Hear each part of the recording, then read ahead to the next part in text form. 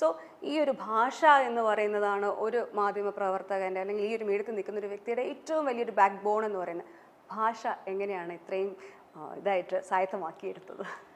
അത് പത്രം വായിക്കുക, അതോടൊപ്പം തന്നെ പുസ്തകങ്ങൾ വായിക്കുക, ഇതൊക്കെ ചെറുപ്പത്തിൽ എൻ്റെ അച്ഛനാണ് എൻ്റെ ഏറ്റവും വലിയ സപ്പോർട്ടർ എന്ന് ഞാൻ പറയുന്നത്. അച്ഛനില്ല, അച്ഛനാണ് എന്നെ എന്തെങ്കിലും ഞാൻ ആയിട്ടുണ്ടെങ്കിൽ അതിൻ്റെ full credit goes to him.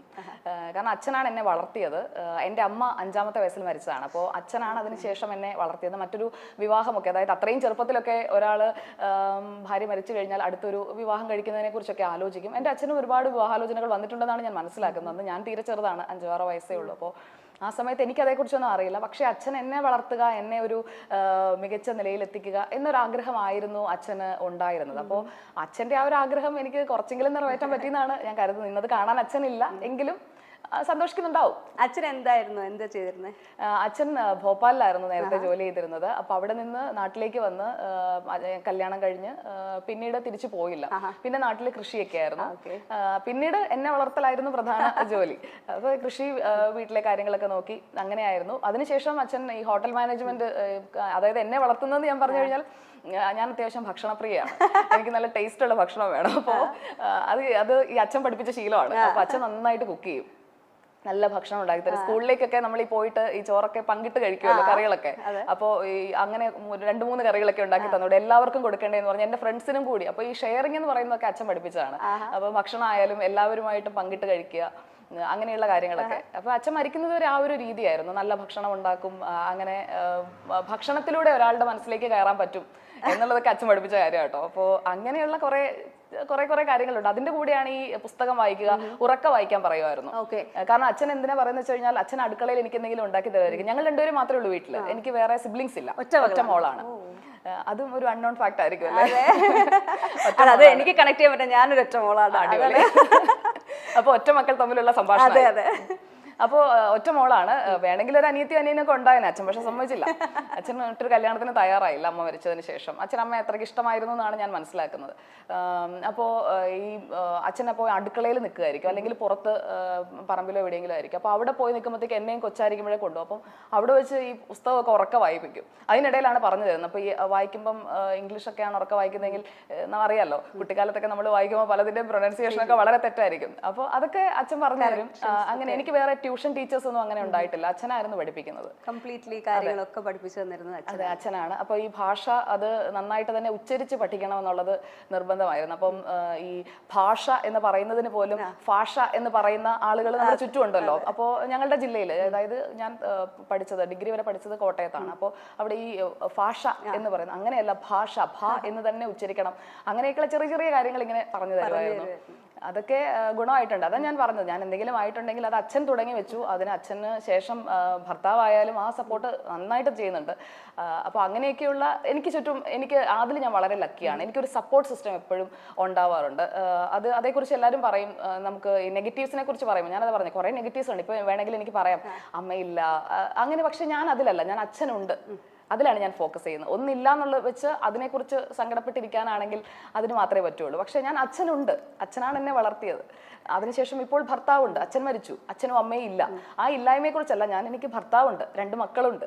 അപ്പോൾ അതേക്കുറിച്ചാണ് ഞാൻ ഫോക്കസ് ചെയ്യുന്നത്. അല്ലാതെ കരിയറിലായാലും അതെ, എന്തുണ്ട് അല്ലെങ്കിൽ എന്തിനി ഉണ്ടാക്കിയെടുക്കാം, എന്തിലേക്ക് ഇനി പോകാം, അതാണ് എപ്പോഴും എൻ്റെ ഫോക്കസ്. അത് ഭയങ്കര വലിയൊരു പോയിന്റ് ആണ്. കാരണം എന്ന് വെച്ചാൽ നമ്മളൊരു ഇന്റർവ്യൂവിന് വരുമ്പോൾ സമയത്ത് തന്നെ ഇപ്പം നെഗറ്റീവ് പബ്ലിസിറ്റി അല്ലെങ്കിൽ ട്രോളുകൾ വരുന്നു, അതിനെ പറ്റിയിട്ടുള്ള കാര്യങ്ങളൊക്കെ ചോദിക്കുന്നതിനെ പറ്റിയിട്ട് ഞാൻ കുറച്ച് കാര്യങ്ങൾ മനസ്സിൽ വിചാരിച്ചിട്ടുണ്ടായിരുന്നു. പക്ഷെ പറഞ്ഞു വന്നപ്പോൾ സുജയ വേറൊരു രീതിയിലാണ് ഇതിനെ മൊത്തം കൺസീവ് ചെയ്തിരിക്കുന്നത്. അല്ലെങ്കിൽ ട്രോൾ എനിക്ക് ഇഷ്ടമാണ്, ഞാൻ പറഞ്ഞിട്ടുണ്ട്. ട്രോൾ എനിക്ക് ഇഷ്ടമാണ്, ട്രോളന്മാരെ ഇഷ്ടമാണ്. ഞാൻ ഈ ട്രോളൊക്കെ വായിക്കാറുണ്ട്, എല്ലാ ട്രോളും വായിക്കും. ട്രോളൊക്കെ മിക്കവാറും ആരെങ്കിലും അയച്ചു തരുമല്ലോ.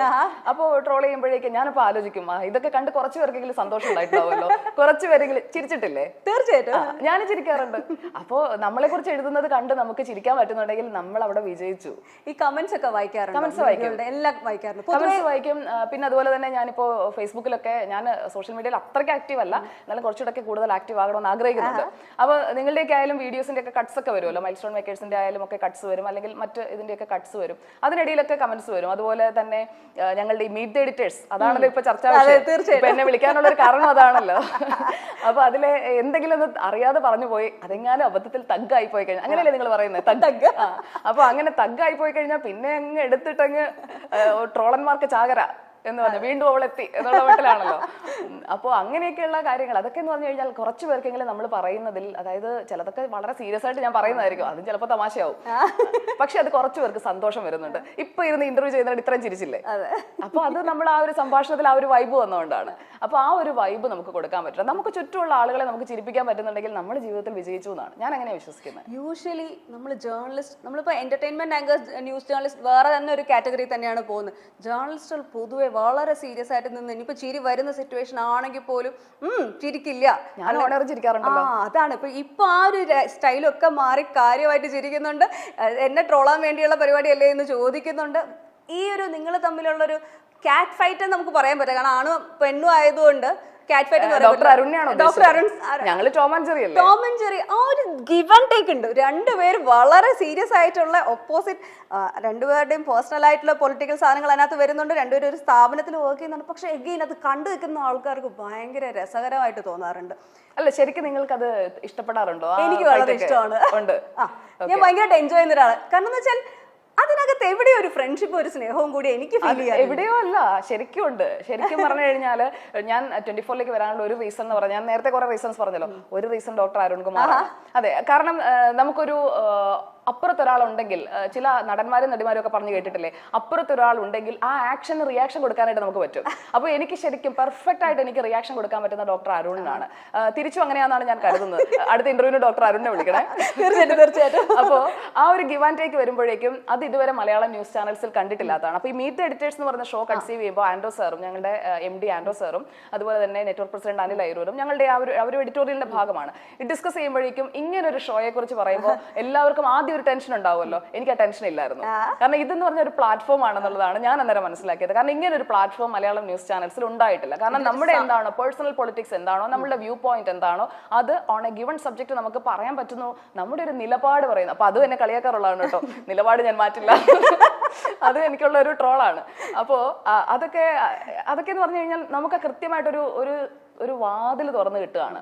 അതായത് ന്യൂസ് ചാനൽ മേഖലയിൽ ഒരു പുതിയ ലോകത്തിലേക്കുള്ള ഒരു വാതിൽ തുറന്നിടുകയാണ് മീറ്റ് ദ എഡിറ്റേഴ്സ് എന്ന് ഞാൻ ഇന്ന് പറയും. ഇത് ചിലപ്പോൾ ഒരു 5 വർഷം കഴിയുമ്പോഴത്തേക്ക് നിങ്ങളൊക്കെ പറയും അന്ന് വാതിൽ തുറന്നിട്ടത് ഇതാണ്. ചാനലിലെ പെൺപുലി എന്ന് തന്നെ നമുക്ക് സുജയ പാർവതിയെ പറയാം. എന്തൊക്കെ ആരോപണങ്ങളും വിമർശനങ്ങളും ഒക്കെ ഉണ്ടായാലും അടിപതറാതെ നിന്ന് ഉരുളയ്ക്കുപ്പേര് പോലെ മറുപടി കൊടുക്കുന്ന മറ്റൊരു വാർത്താ അവതാരക ഈ ഇടയ്ക്കൊന്നും നമ്മുടെ മുന്നിലേക്ക് എത്തിയിട്ടില്ല. പല രീതിയിലുള്ള വാർത്താ അവതരണങ്ങൾ നമ്മൾ കണ്ടിട്ടുണ്ടാകും. എന്നാൽ റിപ്പോർട്ടർ TVയിലെ മൊത്തത്തിലുള്ള മാറ്റങ്ങളാണ് ഇപ്പോൾ സോഷ്യൽ മീഡിയയിലെങ്ങും വൈറലാകുന്നത്. BJPക്ക് അനുകൂലമായിട്ടാണ് സുജയ പാർവതി എന്നും നിലകൊള്ളുന്നത്. BJPക്ക് വേണ്ടി സംസാരിക്കാനും നരേന്ദ്രമോദിയോടുള്ള തന്റെ ഇഷ്ടങ്ങളൊക്കെ പറയാനും സുജയ പാർവതി ഒട്ടും മടി കാണിക്കാറില്ല. എന്തോരം ട്രോള് ചെയ്യപ്പെട്ടാലും ഒന്നും തന്നെ ബാധിക്കില്ല, തന്റെ രോമത്തിൽ പോലും തൊടില്ല എന്ന് പറഞ്ഞുകൊണ്ട് നിൽക്കുന്ന ഒരാളാണ് സുജയ പാർവതി. പെൺമക്കളുടെ അമ്മയാണ് സുജയ. തന്റെ വീട്ടിലെ കാര്യങ്ങളും ഭർത്താവിന്റെ കാര്യവും സ്വന്തം കാര്യവും ഓഫീസ് ജോലികളും എല്ലാം കൃത്യമായി നോക്കുന്ന ഒരാൾ കൂടിയാണ് സുജയ. താൻ അങ്ങനെയാണ് ശീലിച്ചത് എന്നാണ് സുജയ പറയുന്നത്. ആദ്യം സുജയെ കാണുമ്പോൾ, അല്ലെങ്കിൽ വാർത്താവതരണം അല്ലെങ്കിൽ എന്തെങ്കിലും ഒരു പരിപാടി കാണുമ്പോൾ ഇത്രയും അഹങ്കാരിയായ ഒരു അവതാരകയോ, എങ്ങനെയാണ് ഇവർ സംസാരിക്കുന്നത്, മറ്റുള്ളവർക്ക് ബഹുമാനത്തോടെ മറ്റുള്ളവരോട് സംസാരിച്ചുകൂടെ എന്നൊക്കെ പലർക്കും തോന്നാമായിരിക്കാം. എന്നാൽ സുജയ പാർവതി വളർന്നു വന്ന വഴികളൊക്കെ കഠിനമായിരുന്നു. ഈ പെൺകുട്ടി ഇപ്പോൾ ലോകമറിയുന്ന, അല്ലെങ്കിൽ നമ്മുടെ കേരളം, ഇന്ത്യ അറിയുന്ന ഒരു വാർത്താ ചാനലിലെ അവതാരക തന്നെയാണ് സുജയ പാർവതി. BJPക്ക് അനുകൂലമായി അല്ലെങ്കിൽ ഏതൊരു പാർട്ടിക്ക് അനുകൂലമായി നിലപാടെടുത്താലും തന്റെ നിലപാടിൽ ഉറച്ചു നിൽക്കാൻ സുജയ പാർവതിക്ക് അറിയാം. അച്ഛൻ വളർത്തിയ ഒരു പെൺകുട്ടിയാണ്, ഒരു മകളാണ് സുജയ എന്നതാണ് സത്യം. അച്ഛൻ ഇഷ്ടത്തിനൊക്കെ ആഹാരങ്ങളൊക്കെ ഉണ്ടാക്കി കൊടുത്ത് കൃഷിക്കാരനായ അച്ഛന്റെ ഒപ്പം ചാരെ തോളിൽ നടന്ന ഒരു സുന്ദരി മകൾ തന്നെയായിരുന്നു സുജയ പാർവതി. ആ സുജയാണ് ഇന്ന് ഈ നെറുകയിൽ നിൽക്കുന്നത്. ഒരുപാട് കഷ്ടപ്പാടും ബുദ്ധിമുട്ടും ഒക്കെ അറിഞ്ഞ് 5-ാം വയസ്സിൽ അമ്മ നഷ്ടപ്പെട്ട ഒരു കുട്ടി കൂടിയാണ് സുജയ. ആ സുജയെ വളർത്തിക്കൊണ്ടുവന്നത് അച്ഛനാണ്. അച്ഛന്റെ സ്നേഹവും സംരക്ഷണയും ഒക്കെ അറിഞ്ഞ് ആ കരുതലിൽ വളർന്ന ഒരാളാണ് സുജയ പാർവതി.